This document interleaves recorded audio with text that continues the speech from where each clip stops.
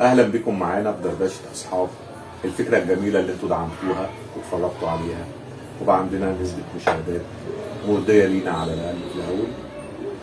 مع الاستاذ رفعت. هنشوف النهارده هنتكلم في ايه.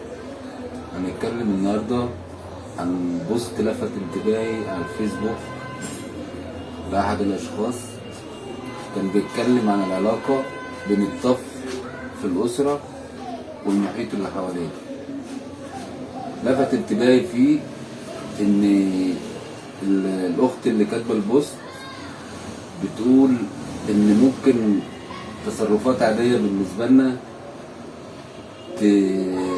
تبوظ العلاقة بين الأم وطفلها. إزاي؟ إن الأم ممكن مثلا تبقى منع السكريات والشيبسيات والحاجات دي عن اطفالها الصغيرين. عن أطفالها الصغيرين، وبنيجي إحنا بعفوية أب أو خال أو عم أو جد أو أي حاجة عايزين ناخدوا محبة الطفل لينا، فبنجيبوا له الحاجات ديت في أكياس بكميات رهيبة.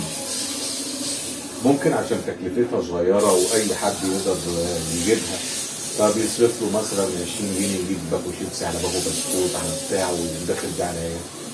بس هي المشكلة بقى بعد كده بتسيب أثر مع الطفل.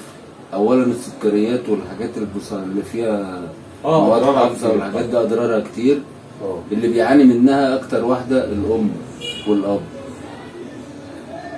هو اللي بيعالج، هو اللي بيسهر، وهم اللي بيتعبوا معاه. وثانيا بتصيب الطفل بسددان نفسي عن الأكل. بس اعتقد في بعض الابهات والامهات اصلا بيجيبوا لعيالهم الحاجات دي. ما ده بقى أنا بتكلم عن الناس اللي هي محافظة على صحة أولادها، لأن الحاجات دي مضرة جدا. المفروض إن احنا أصلا ما نجيبهاش لأولادنا، أو لو جبناها نجيبها يعني نخلي يوم في الأسبوع، مش عارف إيه، مش دايما. مظبوط.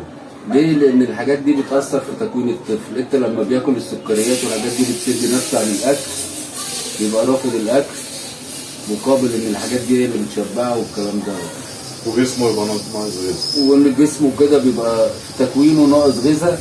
وثانيا لما الطفل بيبقى بيلاقي إن والدته أو والده بيمنعه من الحاجات دي، وبيجيبهم له جده أو عمه أو خاله أو الطرف اللي بيجيبه، بيبقى في هنا بيربي في داخل الطفل لا الأم وحشة وأنا جدي هو اللي بيربيني فدي بتعمل مشكلة في العلاقة بين الأطفال وأهلهم. وجهة نظر محترمة. هو ده اللي أنا كنت عايز ألفت نظر الأخوات. وأنا يعني دي الفكرة دي أخدتها من بوست الواحدة على الفيسبوك، فلفت انتباهي فيه إن حاجات ممكن احنا نتصرفها بعفوية بس بتأدي لحاجات سلبية كتير قوي، فياريت نبعد عنها. وشكرا. فكرة جميلة، يعني كويس انها لفتت نظرك. وطبعا تحية لينا للاخت اللي كتبت الكلام الجميل ده. انا بحب احييها برضه. يا ريت حضرتك تبقى تتابع وتضيف لنا ان شاء الله. وكده ختمنا موضوع احد مواضيع تربية الاطفال.